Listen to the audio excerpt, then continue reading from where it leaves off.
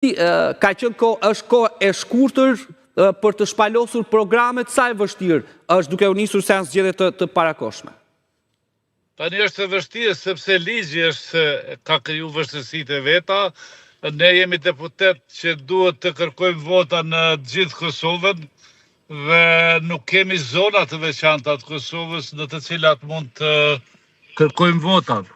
Sidoqoftë, ne po përpiqemi maksimalisht të gjithë, po them edhe gjitha partitë e tjera, edhe gjithë kandidatët që nuk janë të pak, që të lëvizim për aq sa kemi mundësi dhe kohë për të konkuruar për të zgjedhur me një fjalë. Por nuk është e lehtë, ajo që është evidente dhe është në rregull e mirë te neve është se fushata është e qetë, nuk ka përplasje, nuk ka shfyrje dhe sharje, po them evidente, të cilat e prishin këtë atmosferën e zgjedhjeve. Kemi edhe 2 ditë, po përpiqemi maksimalisht secili për veten e tij dhe për partinë e vet, që të marrim votat maksimale. A ndikon për shembull vendimi për bonusin e fundvitit që është dhënë nga qeveria në detyrë që drejtohet nga Albin Kurti? Unë mendoj që ata që janë të arsyeshëm nuk do ta miratonin një diçka të tillë, është një abuzim dhe është një korrupsion në fushat zgjedhore, një korrupsion 3 ditë ose 4 ditë para se të votohet. Diçka e tillë po besoj nuk ndodh kërkun në asnjë vend të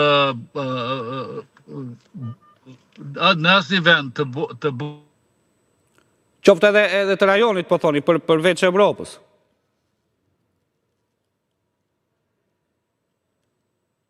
Okej, do të rilidhemi sërish me zotin Xhavit Aliti, i cili është në lëvizje për shkak të angazhimeve politike, ku Kosova është në fushat elektorale, ku mbeten pra e premtja dhe shtunat dhe dielën në Kosovë do të votohet. Po, zoti Aliti, jemi sërish, mund të vazhdoni.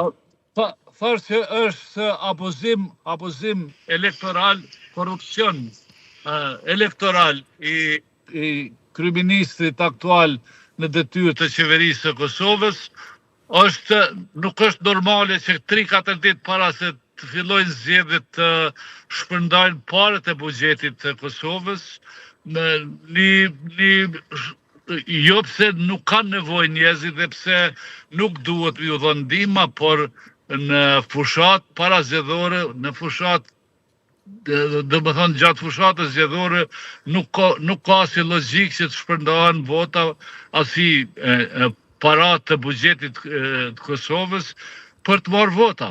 Kjo është një abuzim i cili mendoj që nga opinioni i arsyeshëm është i dënueshëm dhe do duhej të dënohen çdo aspekt edhe politikisht, por mbase edhe penalisht. Zoti Alit, ju jeni një politikan me eksperiencë, njëni mirë terreni. Sistemi elektoral në Kosovë në fakt është ndryshe nga Shqipëria. Aty garojnë forca politike, për shembull, siç është PDK-ja, LDK-ja, apo edhe Aleanca për Ardhmërinë e Kosovës, që sot janë opozitë, por që ndajnë votat. Sa e vështirë do të jetë që të kemi një bashkim të opozitës pas këtyre zgjedhjeve? Unë mendoj që sistemi zgjedhor është më i keq i mundshëm në Evropë, por uroj që ky të ndryshojë. Tani opozita nuk është e bashkuar, opozita është e ndarë, por varianti i fushatës ose të gjitha partitë që kanë qenë në opozitë po garojnë për të fituar zgjedhjet normalisht. Partia Demokratike po konkuron, meqense ka qenë e dyta në zgjedhjet e kaluara, po konkuron që ta fitoj shumicën e votave dhe ta ketë të drejtën me propozu kryeministin dhe me propozuar qeverinë. Tani, unë po besoj dhe po shpresoj që vetëvendosja nuk do të jetë në qeveri, që për shumë arsye, të cilat janë evidente, problemet që i kanë nxjerrë për këto 4-5 vjet, marrëdhëniet me ndërkombëtarët, shërbimi i qeverisë ndaj qytetarëve ka qenë absolutisht i pa dukshëm. Do më thënë, gjithë shka është në shërbim të qytetarit nuk ka funksionuar, në qovë se do të vlerësonim këtë qeveri, do të vlerësonim vetëm për fyrjet dhe sharet që ja ka bo opozitës.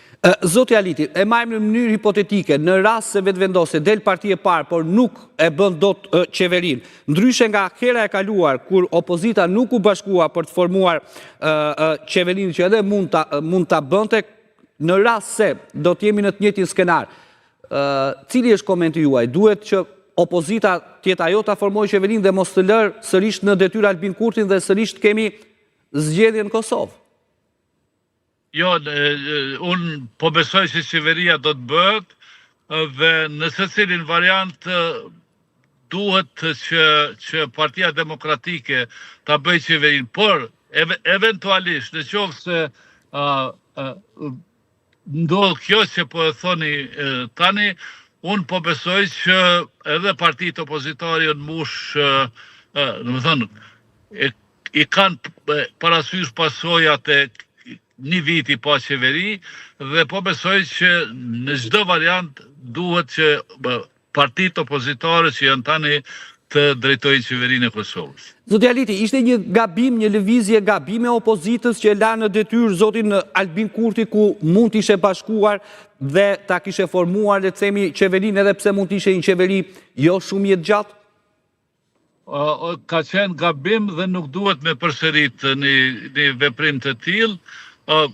Ajo që kisha me thënë, gabimet e opozitës janë politike dhe janë një farloj shtyrje me Albin Kurtin, respektivisht vetëvendosin, se kush është ma nacionalist se tjetri dhe kush nuk do të bëj koalicion me partit, ta themi me partit të cilat janë të komuniteteve tjera.